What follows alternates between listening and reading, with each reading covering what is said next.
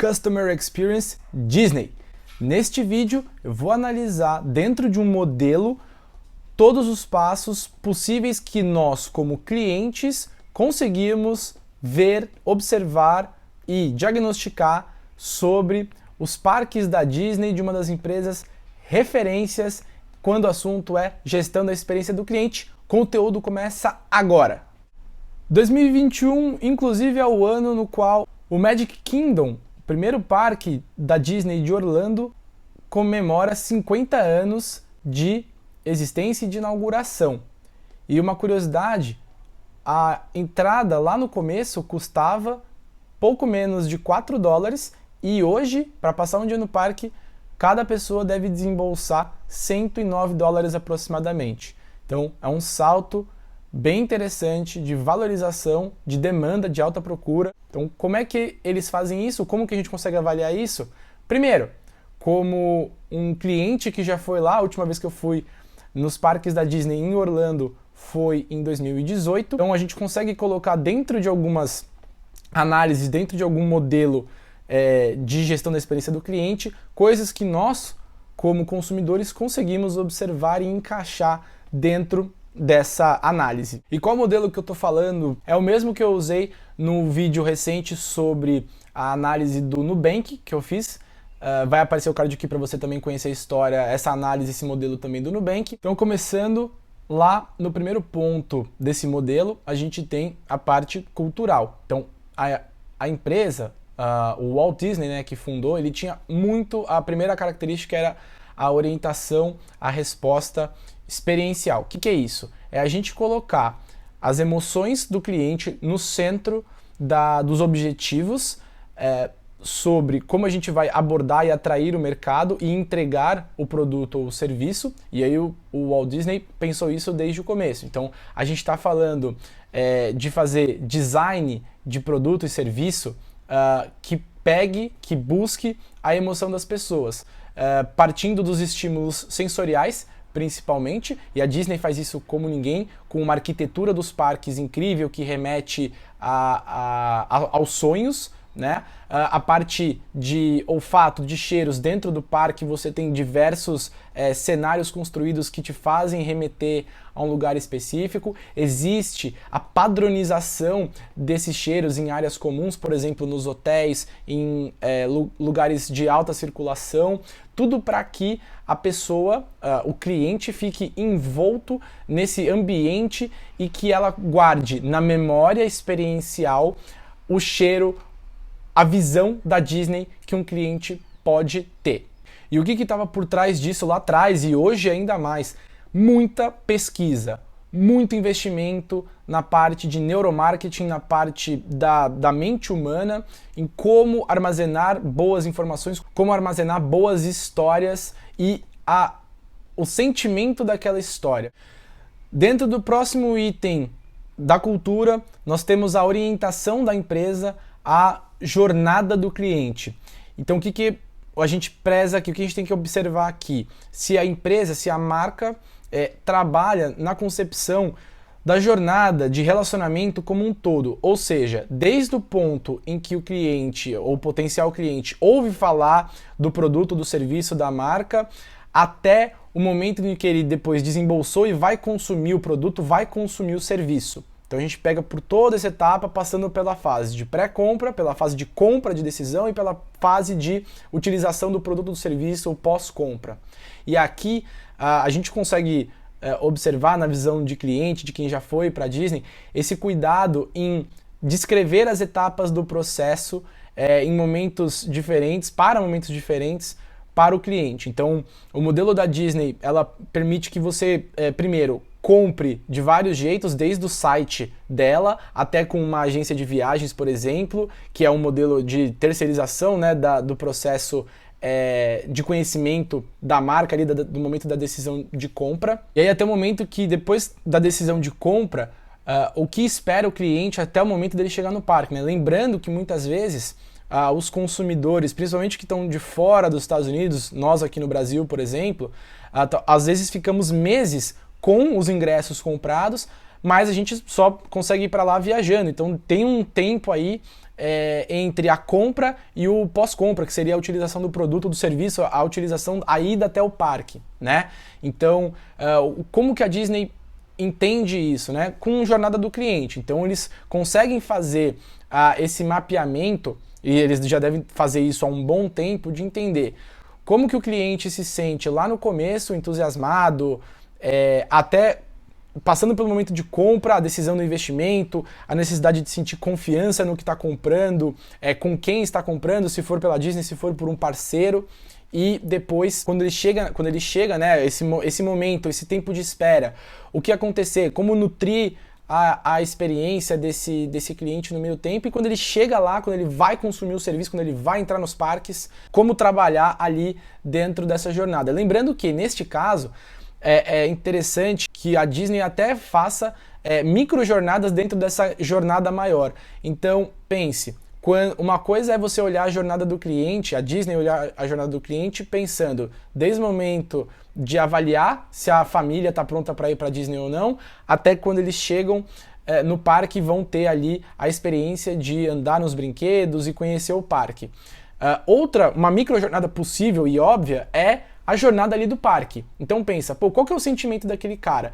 Já cumpri minhas obrigações, que era pagar, fazer o investimento, agora eu só quero curtir, agora eu quero ter a melhor experiência possível. Então ali tem toda uma outra microjornada, que deve ser bem grande, para imaginar, para desenhar o que vai acontecer ali na cabeça do cliente, e aí a partir disso derivar quais são as áreas responsáveis por cada uma das etapas de um parque, de uma decisão de compra, de um momento de avaliação, e quais são as etapas necessárias para que aquela parte seja cumprida e o cliente avance na jornada de relacionamento para sair dali, primeiro, com um sentimento de satisfação e depois, claro, o sentimento de expectativa excedida, aquele momento de encantamento, o wow moment que vocês buscam e já ouviram falar. Depois, o último ponto dentro da cultura é a gente olhar para as parcerias estratégicas. E aqui é uma construção, primeiro, de anos, e segundo, que traz muito forte os valores que a Disney tem enraizado dentro da sua empresa para os parceiros. Talvez a Disney seja uma das empresas que mais consegue influenciar os parceiros e escolher parceiros que estejam alinhados com o seu comprometimento estratégico e comprometimento cultural, ou seja, de ter o cliente no centro da decisão para gerar altos valores de valorização do negócio e valorização da marca. Então, se isso consegue ser repassado para os parceiros e os fornecedores, o ecossistema se torna muito mais forte e único, tá? Então, a partir do momento que a Disney vai escolher um parceiro para chamar de seu, para atribuir a marca dela como parceira, deve passar por um processo bem rígido de avaliação, primeiro, dos valores, da cultura da empresa e, claro, se faz sentido financeiramente. CX não existe, a gestão de CX não existe só por existir, é uma estratégia de diferenciação, uma estratégia que deve gerar resultados no longo prazo, inclusive. Tudo bem? Então isso é importante ficar sempre em mente. Passando agora para o segundo grande elemento do modelo de avaliação da gestão da experiência do cliente, a gente vai para o design estratégico, que está muito relacionado à marca, à gestão da marca. E aqui nós temos alguns pontos para observar dentro dessa competência. A gente precisa olhar, pensando na Disney, na coerência e na coesão da marca, e aqui eu acho que fica muito evidente quando a gente olha para a jornada dos parques, quando a gente olha para o negócio dos parques da Disney, que é tudo muito padronizado dentro da proposta de ser algo mágico. Então, percebe como tem essa nuance no seguinte sentido. A Disney quer transformar o momento, né, a experiência de ir em um parque em algo mágico. Então, como ela consegue padronizar isso? Esse é um baita desafio. Mas a Disney já faz isso há pelo menos 50 anos. Então, já existem padronizações de quais os cheiros devem ser usados, por exemplo, em determinados locais do parque. Já existe padronização de como os personagens devem se portar quando as crianças vão conhecê-los. Já existe padronização de como são até as sinalizações, respeitando sempre a identidade, por exemplo, do parque, a identidade do hotel. Então, tudo isso foi pensado ao longo de anos e é pensado ainda hoje em como manter essa unidade. E isso vai também além e até antes dos parques. Se você entrar depois no site da Disney para fazer essa tentativa de analisar, você verá como é feita a mensagem, como a mensagem é passada, como é construído, e você vai vendo a unidade das coisas. Principalmente hoje, né, que a gente está trabalhando muito no mundo digital para o físico para o digital, a unidade é muito importante. E isso é muito evidente quando a gente fala de Disney. Temos também que avaliar a sensitividade ao contexto da marca. E aqui é difícil falar de Disney e não falar que eles cumprem isso na maioria das vezes com maestria. É claro que nenhuma marca é perfeita 100% do tempo, mas algumas, como Disney e Nubank, têm trabalhado consistentemente para atingir esses resultados. Então, quando a gente fala de a sensitividade ao contexto, a gente está olhando o que a Disney pode observar da vida do seu cliente, dos seus clientes, e como ela pode fazer parte disso e fazer adaptações no seu produto, no seu serviço,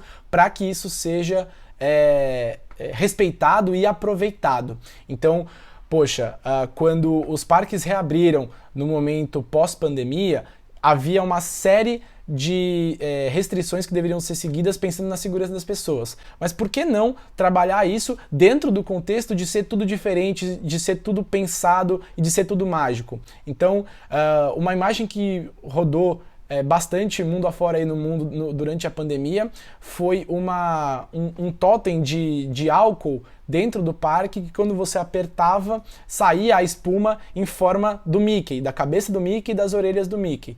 Poxa, isso é algo para incentivar as crianças, isso é algo para incentivar a manter a regra que precisa ser seguida de higienização, mas por que não fazer isso trabalhando o elemento da marca Disney, que é de ser sempre algo mágico, algo diferente, algo inesperado.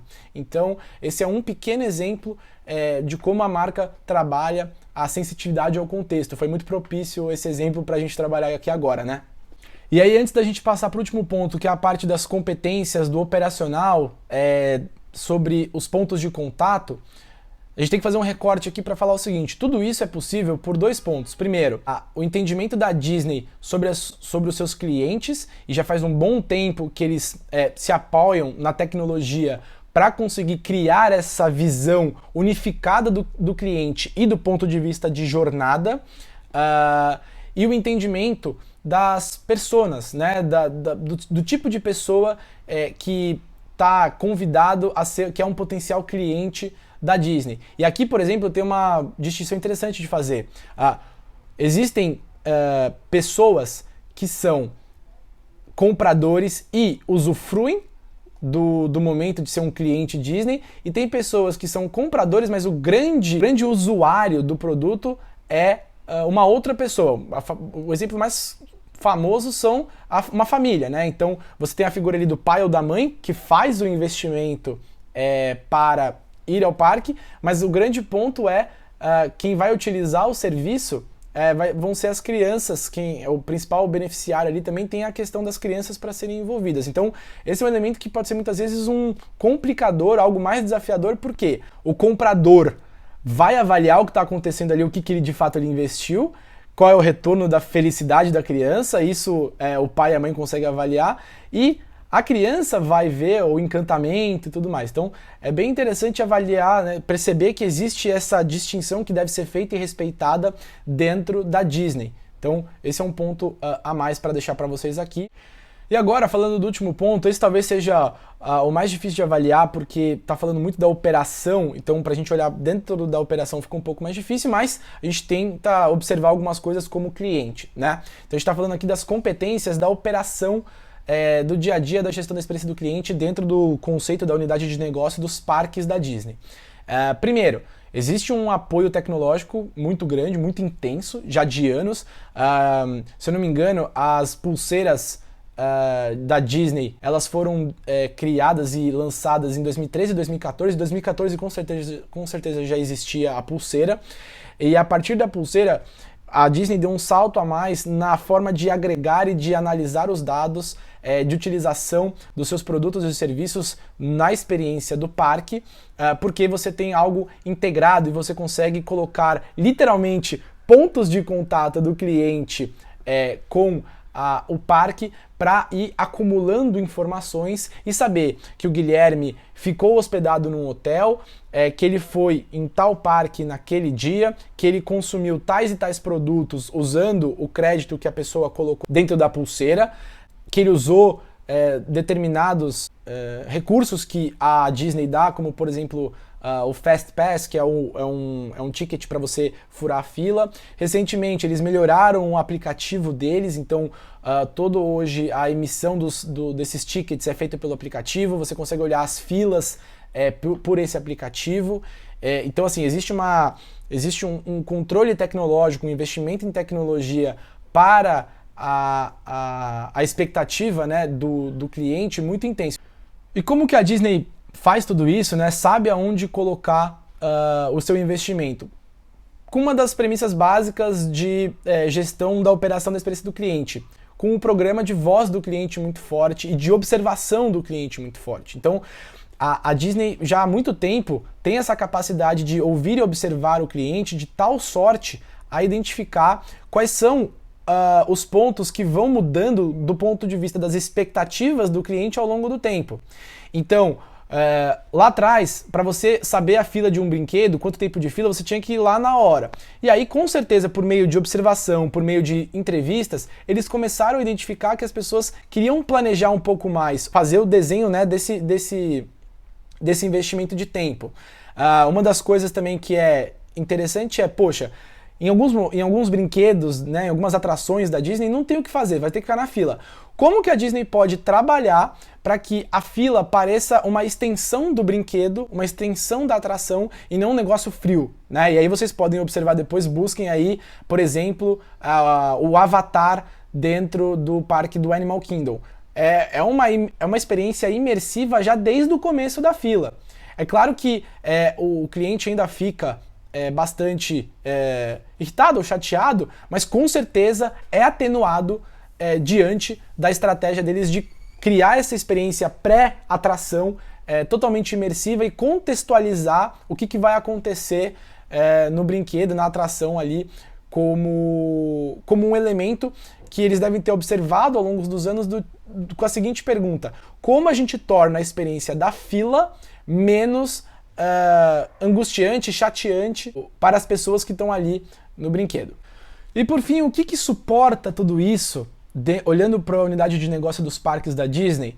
Muito investimento em treinamento, muito investimento nas pessoas, em fazer com que as pessoas que vão atender no pré-compra, durante a compra e no pós-compra, principalmente dentro dos parques, entreguem aquilo que é esperado pelo cliente e, depois de fazer o básico muito bem feito, criar oportunidades de encantamento, para que quando a pessoa saia do parque, o último momento, a última lembrança seja de algo fora do comum, mágico, para que as pessoas tenham na memória experiencial que toda vez que pensar em um momento positivo e o próximo ciclo de entretenimento, pense-se em Disney. Sobre o Disney, conteúdo foi esse, espero que você tenha gostado. Claro, fica muita coisa para avaliar, eu devo ter deixado alguma coisa passar. Se você acha que você sentiu falta de alguma coisa, comenta aqui, faz a sua pergunta, eu vou adorar responder e a gente continuar esse bate-papo, essa análise aqui nos comentários. Eu vou deixar algumas referências sobre a análise da Disney e sobre o meu conteúdo aqui para vocês e até a próxima. Você pode comentar aqui que empresa você gostaria que eu avaliasse, se for possível eu avalio e a gente constrói esse ambiente de experiência do cliente aqui dentro, beleza? Um abraço e até a próxima!